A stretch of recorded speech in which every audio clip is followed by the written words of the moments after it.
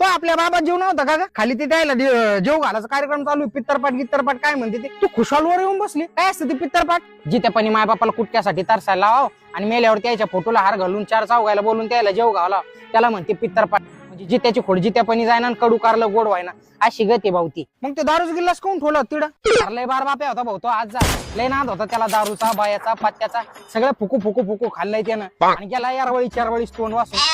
लेकर तरी डांगात निघतील, पण ते बी तसेच, ते बी बांगड्यात आणि बुगड्यात गुतलेत. एवढ्या कष्टाने लहानाचे मोठे केले, शिकिले सवरिले, मायला 4 धाम करून आणवत्या. माय पहिले हेच उधाळत्या 4 धाम करायला आणि मला घरी ठेवत्या जस काही यायची लाखंदारी. अरे अशा 4 काही ये ना 8 बी धाम केले ना तर काही डोमलं यायचं नाही यायच्या हातात. मायला नुसतं शब्दानं जरी विचारलं ना, माय तुला काही लागतं का, नुसतं एवढं बी विचारलं ना भाऊ, याला 4 काय ना 8 काय, पुऱ्या 10 धामाचे देवळाच्या घरी येऊन बसतील माहितीये का. एवढी ताकद या माईच्या आशीर्वादात. ते म्हणत आहे ना भाऊ, किसने रोजा रखा तो किसने उपवास रखा.